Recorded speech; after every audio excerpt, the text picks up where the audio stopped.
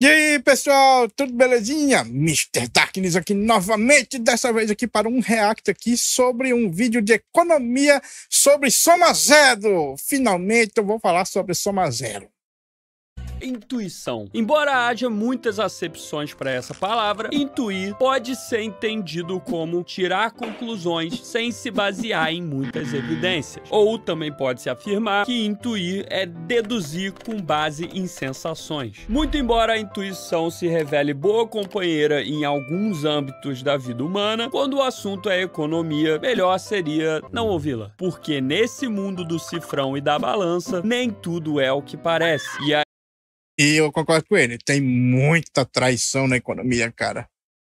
O efeito Cantillon, por exemplo, é um efeito que você só consegue ver a longo prazo e só com muito estudo e tal. Aí, quando menos percebe, tá lá o camarada achando que imprimir dinheiro deixa o povo mais rico, que o salário... Se imprimir dinheiro deixasse o povo mais rico, aquele país lá que imprimiu a nota de $1 trilhão zimbabuianos, acho que é assim que pronuncia, seria o país mais rico do mundo. Porra, velho. Imagina você ver uma inflação tão desgraçadamente alta que uma nota que compra um café é uma nota de $1 trilhão. O mínimo deveria ter 5 dígitos e que o 13º é a sacada do século, né? Um checkmate no patrão brasileiro. Cara, o 13º engana tanto otário, velho. Tem tanto otário. Não, o pessoal realmente pensa que 13º é um salário mágico que surge do nada na conta do trabalhador. Não! O empregador já somou de todos os outros 12 meses esse 13º. Ele já tirou dos outros 12 meses. Se o 13º fosse um salário mágico, a gente teria o 14º, o 15º, o 16º, o 17º. A gente teria o 30º, sabe?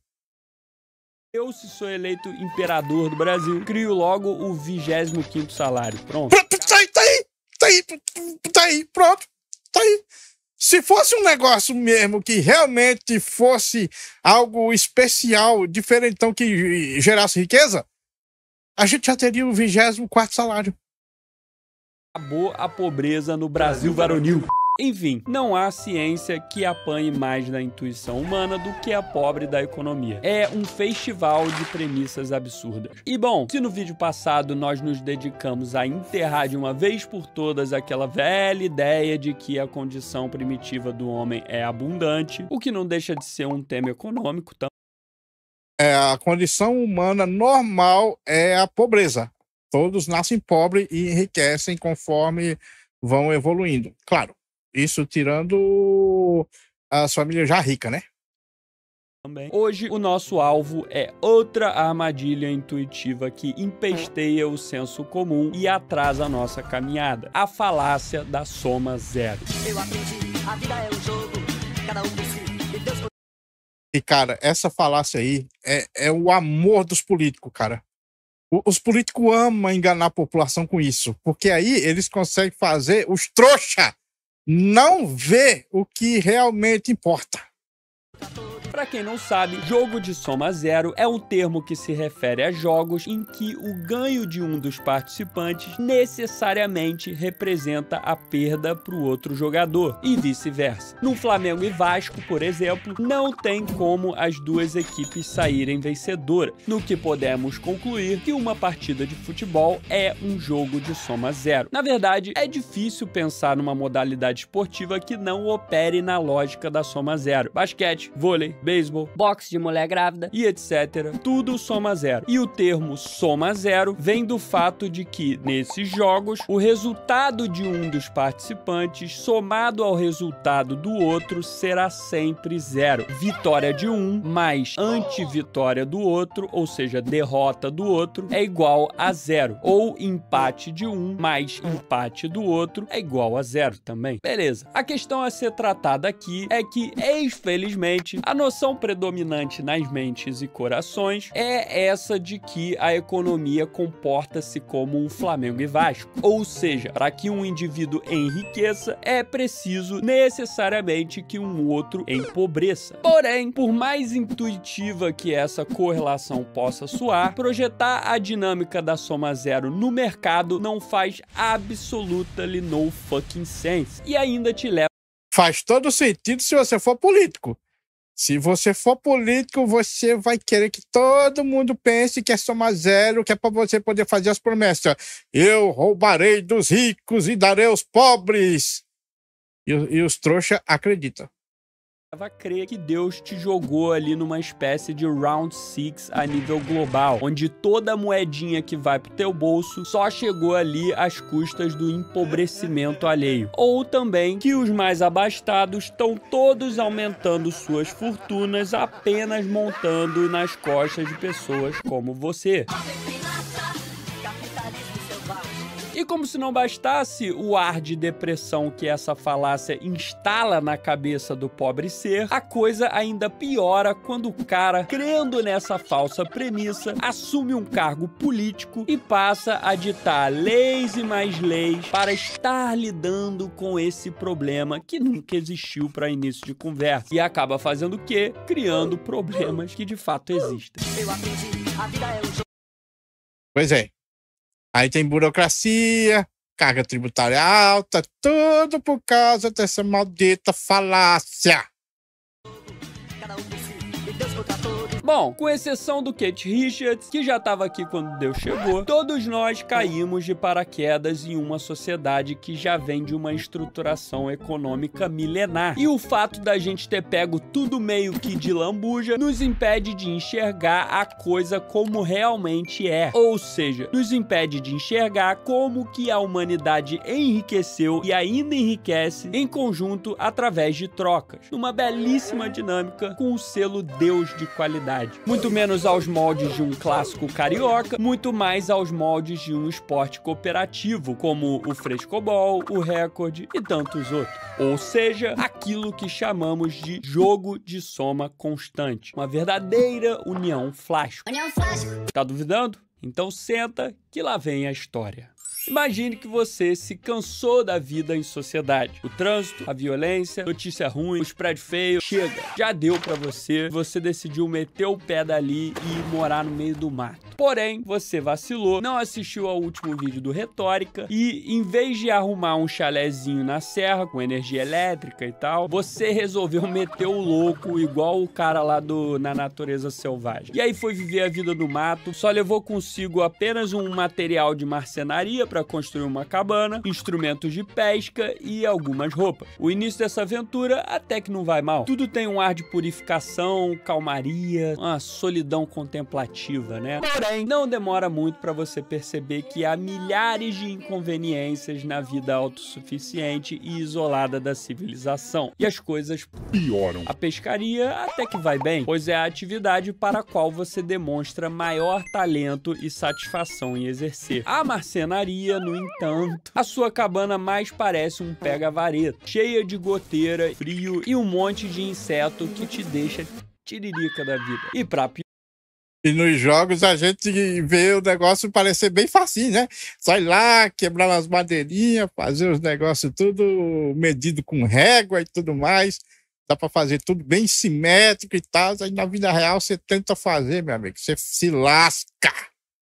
Piorar, a marcenaria é uma atividade que, além de ineficiente, ainda toma a maior parte do seu tempo, devido à sua total inaptidão para tal ofício. E, consequentemente, sobra muito menos tempo para você se dedicar e se especializar naquela tarefa que você executa com muito mais maestria. Depois de um mês trabalhando de sol a sol, alternando apenas com umas poucas horas de sono horroroso, você tá fraco, cansado cansado e carente de vários recursos. Você está em situação de extrema pobreza. Um belo dia, em uma de suas caminhadas, você descobre uma outra cabana ali, uma bela cabana, bem diferente do seu barraco. Ela pertence a um senhorzinho. Vocês então se cumprimentam e rapidamente descobrem que têm histórias muito parecidas. Os dois compartilham das mesmas frustrações em relação à cidade, os dois foram em busca de uma vida nova e os dois são meio porrada das ideias. No meio do papo, esse senhor, que apresenta um semblante de severa desnutrição, diz que a marcenaria é a sua paixão. Ele conta que construiu sem grandes dificuldades a sua cabana, mas que não leva nenhum jeito para conseguir alimento, o que o leva a depender quase que exclusivamente das poucas frutas e insetos com os quais ele tromba pelo caminho. Então, vocês dois já percebem uma evidente oportunidade. A vida de ambos, obviamente, ficaria muito mais fácil se cada um se debruçasse 100% no que faz melhor e mais rápido e depois trocassem os frutos do trabalho entre si. E, então, como era de se supor, aquele velho ermitão dá um belo trato no seu casebre em troca de uma módica soma de peixes por dia de trabalho. Perceba o que aconteceu aqui nessa dinâmica. No cenário de isolamento e autossuficiência, os dois tinham carências severas. Já depois das especializações e trocas voluntárias, ambos passaram a desfrutar de boa alimentação e bom abrigo. Mais riqueza foi criada nesse cenário e ambos, por definição, enriqueceram.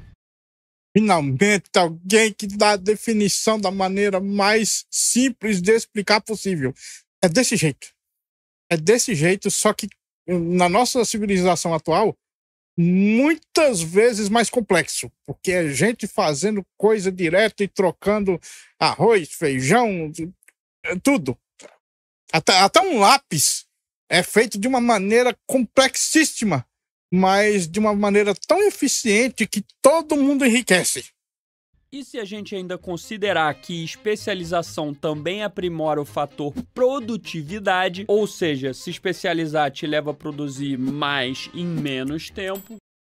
Coisa que no Brasil a produtividade é baixíssima devido ao governo, que odeia que o pessoal possa produzir sem ele poder roubar. Então ele vai te roubar em todas as etapas, que é para garantir que a sua produtividade aumente o mínimo possível. Possivelmente, agora, depois da dinâmica de troca, os dois também dispõem de mais horas livres para se engajar em outras atividades, aprimorar as suas técnicas de pesca, contemplar a natureza ou simplesmente para coçar o saco. Agora adicione a essa dinâmica um outro personagem, um agricultor de mão cheia que aceita trocar umas trutas por um saco de batata, até porque não só de peixes vive o homem. Adicione ainda um ex-médico que passou a viver na floresta depois de uma crise de burnout. Adicione mais umas dezenas de milhares de pessoas que oferecem os mais variados tipos de produtos e serviços. Com o tempo vai surgir uma moeda local. Eu já ia falar sobre isso. Não tem como juntar mais gente e não trocar o escambo pro capitalismo, senão fode todo mundo.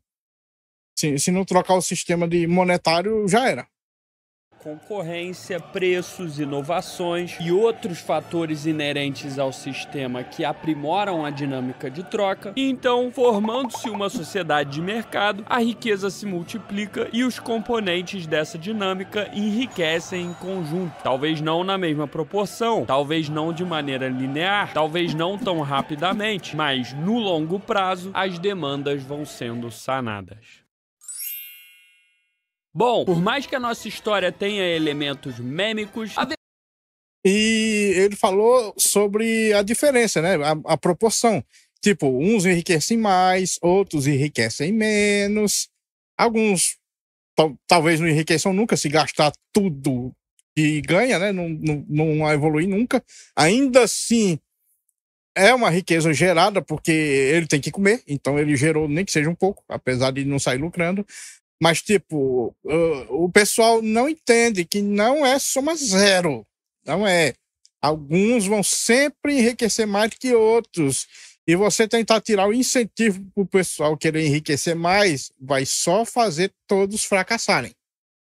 A verdade é que o cenário aqui desenhado é um protótipo daquilo que você vive e usufrui diariamente. E ainda que haja muita resistência em se reconhecer o progresso e a funcionalidade do modelo de mercado, o que não nos falta é prova de que o nosso conto é muito mais do que um delírio idealizado por um youtuber carioca. 200 years ago, 90% of the world's population subsisted in extreme poverty. Today, fewer than 10% of people do. Famine, it could bring devastation to any part of the world. Today, famine has been banished to the most remote and war-ravaged regions. In the 19th century, Westerners worked more than 60 hours per week. Today, they work fewer than 40. Life expectancy, homicide rates, wars of all kinds have become fewer and less deadly. Pois bem, meu cara.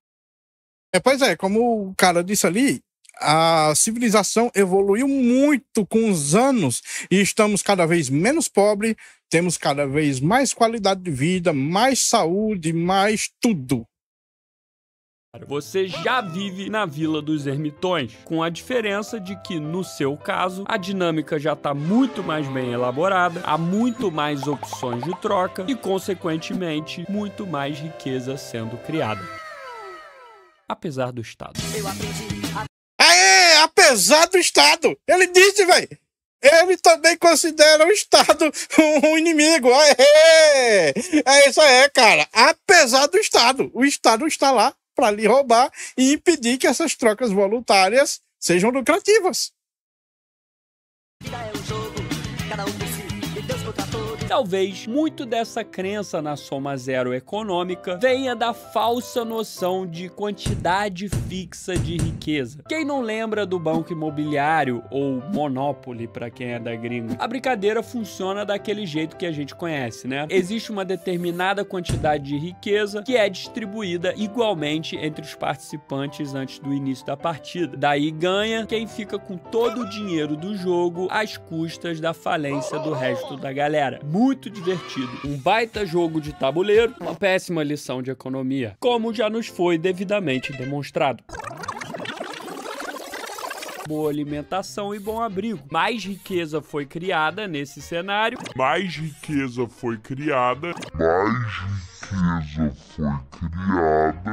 Wealth isn't simply something static, which is eventually divided up among us. It's something we're constantly creating more of. The argument is frequently made that the O pior que, tipo, é tão fácil constatar que a gente tá sempre criando mais, porque senão, tipo, não teria novas casas, não teriam novas comidas, novos ingredientes, novos... Sabe? Não é estático. A gente não tem uma quantidade fixa de alimentos, de comida e, sei lá, de coisa para diversão, de música... Sabe? Coisas vão aumentando com o tempo. A gente vai sempre tendo mais. Pega o tanto de música que tem hoje com o tanto de música que tinha 30 anos atrás. Porque, tipo, foi só somando. Obviamente. Algumas desapareceram para sempre, provavelmente. Mas, tipo, a gente tem muito mais do que tinha antigamente, né? Aí o pessoal fica pensando que a riqueza é um negócio fixo. particularly wealthy only have what they have because they've taken from others, and that it's the government's job to stop people from amassing too much wealth to prevent this from happening. But when that happens, what's often actually being prevented is the creation of new wealth, and so everyone suffers. Diferente do Monopoly, no mundo real, a riqueza não é fixa e nem vem numa caixa. Muito pelo contrário, ela é, na verdade, criada a todo momento através do trabalho especializado e é distribuída entre os participantes por meio de trocas voluntárias de produtos e serviços, facilitadas pelo uso de uma moeda. No nosso exemplo dos ermitões, a dedicação total que cada um empregou em sua tarefa de maior inclinação fez com que mais riqueza fosse criada, fez com que você pudesse transformar seus peixes excedentes em uma cabana legal. Fez com que o velho ermitão transformasse suas habilidades na marcenaria em uns deliciosos filés de tilápia. E é o que faz também todos os dias com que o padeiro, por exemplo, transforme pães numa TV nova, num ingresso para ópera, no concerto da calha, numa viagem para Cabo Frio com a família, numa assinatura do membro retórica ou qualquer que seja a prioridade dele naquele momento. A vida é um jogo, cada um por si. Autossuficiente é pobreza, cara. O Brasil e outros países, cara, tem uma demência com esse negócio de autossuficiência que dá raiva, cara. É dessa merda aí que vem o protecionismo, cara, que só fode a gente. Só ferra. Essa merda de autossuficiência. Eles estão sempre tentando. Não, a gente vai ser autossuficiente. A gente vai criar nossas próprias roupas, nossas próprias máquinas, nossos próprios computadores. Nossa, velho. Na época que eu era criança, velho, que tinha o impedimento de importar computadores, porque tinha que ser criado aqui, cara. E videogame. Cara, o tanto que a gente tem de cópia de Nintendinho, porque não podia trazer o Nintendinho, era proibido. Mas você tinha que ter um Nintendinho brasileiro. Aí era tudo cópia mal feita daquelas porra. Aí por causa disso a gente tem o Dynavision, os Game Gear. E eu não tô falando daquele Game Gear da Tectoy, não, que era um minigame portátil, não. Eu vi um videogame que era uma cópia de Nintendinho e ele tinha o nome Game Gear e ele colocava cheat code. E ele já vinha com um manual com todos os cheat codes que existiam, se não me engano. Véi. E a história dos ermitões não só derruba a falácia da soma zero, como também desromantiza essa ideia de autossuficiência de recursos. Ah, não, eu vou morar no mato, plantar minha própria horta, cortar minha própria lenha, construir minha própria casa, criar e abater o meu próprio gado, minerar o ferro, forjar minhas próprias ferramentas, tecer meus lençóis, confeccionar minhas roupas, vou estudar medicina pra me automedicar, fazer remédios com as plantas que a natureza dá, vou fabricar um violão, compor todas as músicas que eu vou ouvir. Meu irmão, Tá de sacanagem. veja bem, é claro que é saudável se interessar por diversas áreas do conhecimento humano, até ter mais do que uma especialização. Porém, acredite, meu caro, nem Leonardo da Vinci, o mais brilhante dos polímatas que se tem registro na história, seria capaz de tocar a vida em total autossuficiência sem passar aquele perrengão. Existe até uma clássica argumentação econômica que nos chama a refletir como que mesmo um simples lápis é um objeto que envolve o trabalho de milhares de pessoas dos mais diversos cantos do mundo, exercendo as mais variadas atividades especializadas. Nobody knows how to make a pencil. But the miracle of this pencil isn't that nobody knows how to make it. The miracle of the pencil is how did it get made? Who told that fella over in Malaya to tap his tree and send a little bit of rubber over here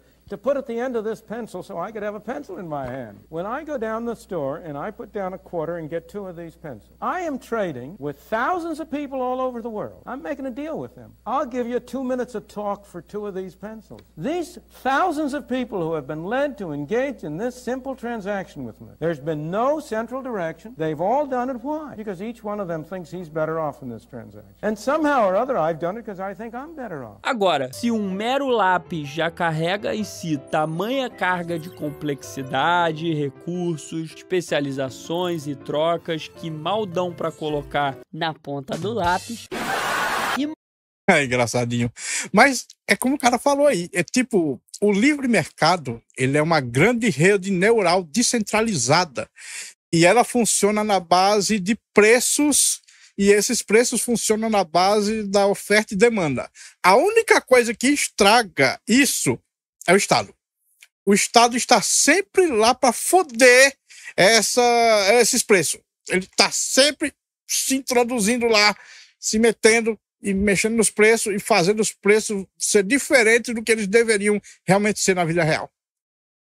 Imagina o teu smartphone, teu computador, as infinitas opções de remédios na farmácia do bairro, tudo que há no supermercado. Pois é, meu amigo, a autossuficiência de recursos não costuma ser um ideal nem tão inteligente, nem tão nobre e nem tão viável, para falar a verdade. Já que mesmo o facão que você vai levar para sua aventura, por exemplo, contém metais que você não minerou nem forjou. Mas supondo que você realmente consiga fugir de toda e qualquer contribuição humana, se prepare para viver na maior pindaíba já vista na história. No final das contas, a autossuficiência não funciona nem no âmbito macro. Nações que apostam nesse tipo de pataquada, restringindo e tributando importações feito uns porra louca, acabam colocando uma conta altíssima no lombo do cidadão. Até porque, assim como no nosso exemplo dos ermitões, países também possuem pontos fortes e pontos fracos, e nessa o comércio internacional entra, suprindo suprindo as carências e gerando enriquecimento mútuo. O próprio continente americano, por exemplo, viveu um tremendo atraso tecnológico em relação à Eurásia e o norte da África, muito por conta do seu isolamento milenar. Eu aprendi, a vida é um jogo. Exatamente. E os países que colocam esse negócio de protecionismo e essas merda, eles vêm com a desculpinha de balança comercial, cara. Quando você pensar em balança comercial, já lembre logo que ela é golpe. É golpe, é golpe. É golpe. Não tem outra palavra, é golpe. Cada um por si, e Deus contra todos. É claro que o somazerista estará sempre prontamente disposto a repudiar os mais abastados, ainda que isso signifique a ele repudiar a si mesmo e a sua família. Somos nós que vai atrás, que bate, que maltrata muita gente. E mesmo que seja imperioso reconhecer que algumas fortunas foram sim adquiridas de maneira indigna, a mentalidade Tipo, ser parte do Estado, né? Que ali é riqueza ilícita, cara. Ilícita que eles fizeram se tornar lícito, né? Porque eles legalizaram os roubos. Imposto nada mais é do que roubo legalizado. Que eles mesmos legalizaram. A realidade somazerista extrapola todos os limites da razão e chuta o pênalti para fora do estádio, pois, para os seus adeptos, a mera existência de um rico já é um problema, pois ela implica na existência de pobres. Mal sabe ele que, na dinâmica de mercado, o enriquecimento de um normalmente significa o enriquecimento de todos. Ou será que a revolta do somazerista é tanta a ponto dele não notar como que um cara como o Jeff Bezos enriqueceu a todos nós quando ele criou um mecanismo de melhor acessibilidade a livros no mundo inteiro? Será que o somazerista esqueceu que na década de 90 ele gastava muito mais tempo e dinheiro para conseguir um exemplar raro, revirando papiros e pergaminhos nas mais longínquas bibliotecas e livrarias? No próprio bolso do somazerista existe um dispositivo que, sim, deixou um homem bilionário, é verdade, mas não sem antes aprimorar e baratear uma vasta gama de serviços e produtos de primeira importância a todos, aglutinando tudo em um único aparelho. E isso porque eu tô apenas citando uns exemplos mais famosos para ilustrar a questão, já que isso valeria para muitos anônimos mundo afora. Mas para o somazerista, a riqueza do mundo é fixa como uma pizza e, portanto, para evitar que alguns tenham tão pouco, é preciso que o Estado invada a dinâmica de trocas e redistribua os pedaços igualmente, como se isso não fosse resultar em desincentivo, subtração da riqueza, abuso de poder e numa, ora vejam só, elite, porém estatal, gorda e improdutiva, muito pior do que a elite do mercado. Pausa aí, rapidinho. Vocês viram aquele impostômetro ali? Pois é, o impostômetro brasileiro, ele chega facilmente aos trilhões e nada resolvido. Eu aprendi, a vida é um jogo. Mas e a pobreza? Bom, a pobreza no Brasil é gerada graças ao Estado e também outra coisinha que talvez eu fale depois.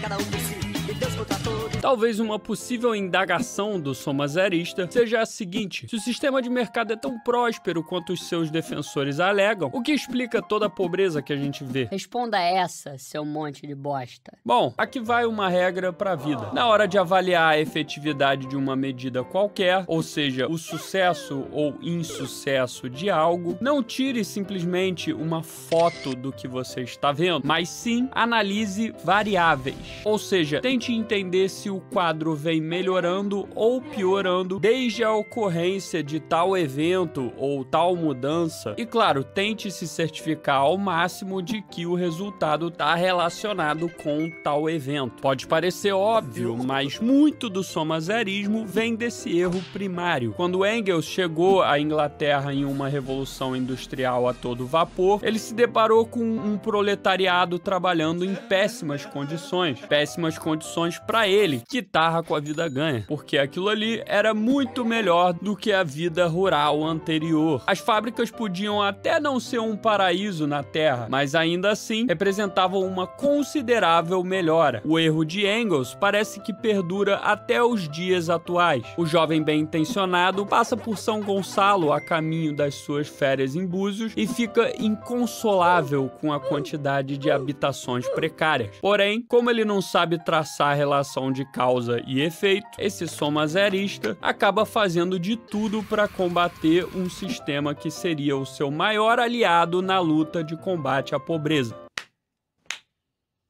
Gênio. Parabéns, viu? Falta ao somazerista entender que quanto mais as trocas são viabilizadas e facilitadas, mais a humanidade prospera como um todo. Ainda não conseguimos nos livrar totalmente da extrema pobreza, é verdade. Mas, considerando que o nosso pontapé inicial foi um estado geral de carência constante e severa de recursos, até que a gente não tá indo mal. Lembre-se sempre de que riqueza não quer dizer necessariamente status social e dinheiro no bolso. Se tomarmos riqueza em sua acepção mais adequada, daria tranquilamente para dizer que o brasileiro médio é mais rico do que Dom João VI foi em toda a sua vida. Mesmo que Dom João tivesse todo o ouro das Américas, isso não mudaria o fato de que, na hora de subir a serra, eram 12 horas dentro de uma charrete no meio da mosquitada. Na hora da febre lancinante, não tinha Novalgininha. É um pé rapado mesmo. Eu aprendi a Cara, isso aí,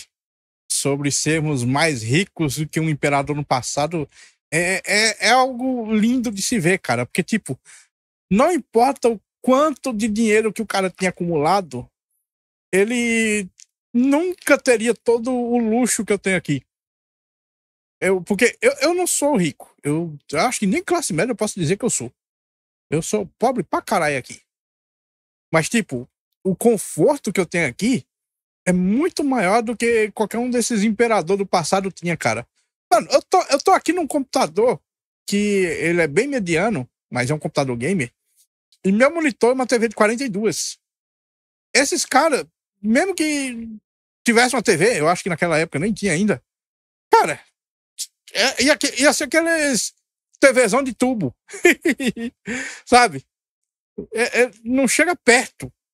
Mano, a gente tem celular com tela em alta definição, cara. Sabe? A gente enriqueceu muito. Quando eu era criança, eu já tinha muito mais riqueza do que esses imperadores do passado, cara, devido às facilidades.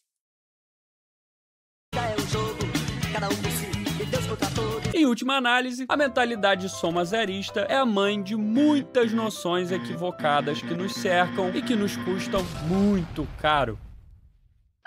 A soma zero é a premissa errada, que gera conclusões erradas, que gera soluções erradas. Então, somazerista, sai dessa, irmão. Largue esse peso no chão e passe a enxergar a beleza por trás dessa incrível dinâmica de trocas voluntárias. E talvez, deixando de ser um somazerista, você perceba que Deus encontrou nesse sistema a melhor maneira de fazer com que os seres humanos enriqueçam em cooperação. Talvez você passe a ser mais grato e pare de enxergar o mundo de cabeça para baixo, porque muito ao contrário do que defende a crença popular, no sistema de mercado o de cima sobe e o de baixo também. Bom, xibom, xibom, bombom. Essa música aí, Bom Xibom Xibom Bom Bom, ela deu impressão errada para muita gente de que o rico só enriquecia mais e o pobre só empobrecia mais. Mas eu tenho uma ressalva, porque parte disso é verdade, e eu vou dizer por quê. Pegue heranças, certo? Heranças. O que acontece? No passado, as famílias, elas tinham muitos filhos. Muitos filhos. Era comum os nossos avós terem 20 filhos. A minha avó, por parte de mãe, teve 20 filhos. A minha avó, por parte de mãe. E o meu avô, por parte de mãe também, ele teve mais ainda, porque depois que ele se separou da minha avó, ele ainda teve mais 4 com outra mulher. Ou seja, foram 24 filhos no total. Safado. Aí o que acontece? O meu avô, ele conseguiu juntar uma boa quantidade, cara, de dinheiro, cara. Ele tinha lá muitas aquisições, né? Então ele tinha lá um patrimônio, assim, bem alto, digamos. Ele tinha a casa dele é muito maior do que essa que eu vivo aqui alugada. Muito maior, e era casa própria. Só que, tipo, o que acontece? Os ricos têm muito menos filhos. Então, vamos supor que um rico tenha, sei lá, 100 mil reais. É só supositório aqui. Então, vamos lá. Tem 100 mil reais. O que ele vai fazer? Vai dividir isso para 2 filhos. Vai ficar cada um com 50 mil. Esses filhos já vai ter uma educação altíssima e vão investir esse dinheiro. E cada um, quando for dar as suas posses para os filhos dele, provavelmente cada um já fez mais de 100 mil eles mesmos, sabe? Então, tipo, de 50 mil que eles começaram, eles vão morrer, sei lá, com 200 mil. Então, tipo, cada vez que os filhos vão ficando mais ricos, eles vão deixando os filhos deles ainda mais ricos. Mas o que acontece? Os pobres, tipo meu avô, pega e tem 20 filhos, e quando vai distribuir o patrimônio, todo mundo fica com uma merreca. E esse pessoal com essa merreca não sabe investir e aumentar o patrimônio. Então eles nunca, jamais, sob nenhuma hipótese, vão ter um patrimônio igual ao do pai. Nenhum dos filhos do meu avô tem tanto patrimônio quanto o meu avô tinha. Nenhum, nunca. Nunca vão chegar nos pés. Nenhum desses 20. Nunca vão chegar nos pés. Aí o que acontece? A minha mãe, ela já não tem um patrimônio grande. E hoje em dia eu moro aqui numa casa alugada. Provavelmente, eu acho que eu nunca vou ter um carro na minha vida. No ritmo que eu ganho dinheiro e que eu tenho meus lucros e tal, eu já fiz as contas, eu provavelmente nunca vou ter um carro na vida. E, só que, diferente do meu avô, eu não pretendo ter filhos, então isso não é problema pra mim. Mas pensa aí, todas essas mulheres da época desse bom, bom, e eu de cima sobe e eu de baixo desce. Essas mulheres que vão ter filho aí, não ensinam os filhos a investir, não ensina educação financeira, nem nada do tipo. Então, os filhos vão ficando cada vez mais pobres e dividindo cada vez mais a herança, até que eles voltem à miséria, sabe? Então, tipo, você pega 2 famílias que começou com 100 mil, e essa que teve mais filhos se lascou, enquanto a outra que teve poucos filhos e ensinou educação financeira, deixou todos eles mais ricos, sabe? Então, o de cima sobe e o de baixo desce por causa dessas merda. É por isso. A mulher percebeu e ao mesmo tempo não percebeu. Ela só não percebeu que o motivo era esse.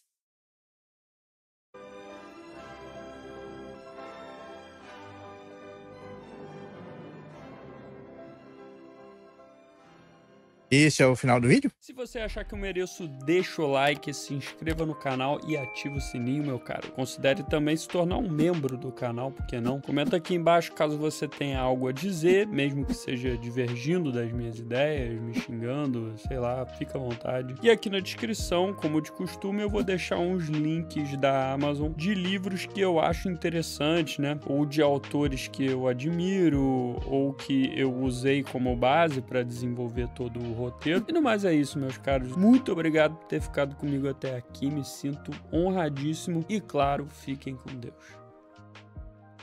Pois é, eu vou deixar o link do vídeo do louco aí na descrição. Quem quiser se inscrever no canal dele, pode ser uma boa. Bom, pessoal, esse vídeo fica por aqui. Muito obrigado por terem assistido até o fim. Não se esqueçam de deixar o like, se inscrever no canal e comentar com suas opiniões. Considerem também ativar o sininho para serem notificados das lives e vídeos. Meu nome é Mr. Darkness, um grande abraço por trás com muito carinho e até a próxima.